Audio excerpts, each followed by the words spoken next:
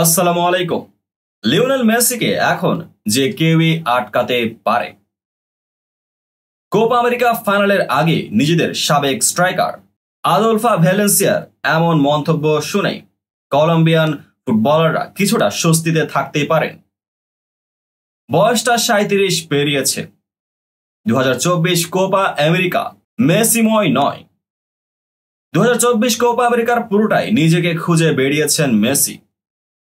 অনেকগুলি সহজ সুযোগ মিস করেছেন তিনি।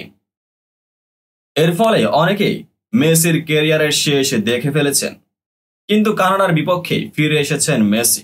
দীর্ঘ 17 বছরের ক্যারিয়ারে যে মানুষটি প্রতিপক্ষ কোচ কিংবা ফুটবলারদের ঘুম কেড়ে নিয়েছেন, সেই মেসিকে নাকি এখন যে কেউই আটকাতে পারেন। তবে কি মেসি ফুরিয়ে গেছেন, কিংবা তার কি অবসরের সময় ঘনিয়ে এসেছে? এমন অনেক প্রশ্নই উঠে আসছে। 2021 সালের কোপা আমেরিকা জয়ের মাধ্যমে ফিনালিসিমা, এরপর 2022 কাতার বিশ্বকাপ উছিয়ে ধরে ক্যারিয়ারে পূর্ণতা দিয়েছিলেন মেসি। ফুটবলে এখন আর কিছুই পাওয়ার নেই মেসির, তাই অনেকেই ভেবেছিলেন মেসি অবসরে যাচ্ছেন। যখন এই অবসরের প্রসঙ্গ উঠেছে, মেসি জানিয়েছেন যতদিন পর্যন্ত তিনি দলে অবদান রাখতে পারবেন তিনি খেলা চালিয়ে যাবেন। কিন্তু মেসির আগের সেই গোলের খিদা নেই।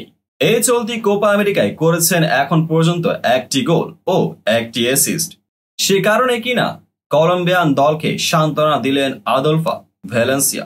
আর্জেন্টাইন সংবাদ মাধ্যম টিওয়াইসি স্পোর্টসে তার দেওয়া এক মন্তব্য, তিনি বলেছেন, বার্সেলোনায় আমরা যা মেসিকে দেখে অভ্যস্ত ছিলাম সে আর তেমন অবস্থায় নয়, যে কিনা 6 কিংবা 7 জন খেলোয়াড়কে পাশে কাটিয়ে চলে যেতে পারত।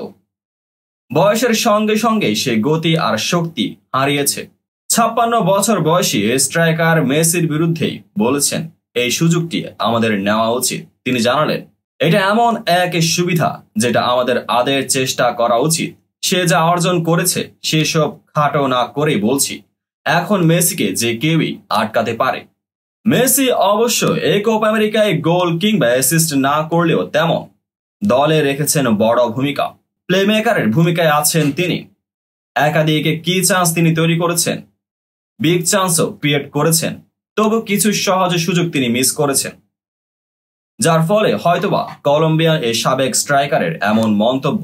মেসির সেই দুর্দান্ত গতির ফুটবল এখন আর দেখা যায় না, বয়সটা তো হয়েছে অনেক। আগামী সোমবার 15 জুলাই মাঠে নামছে কলম্বিয়া বনাম আর্জেন্টিনা। এর মাধ্যমে কোপা আমেরিকা 2024-এর ফাইনালের আসর গড়াচ্ছে।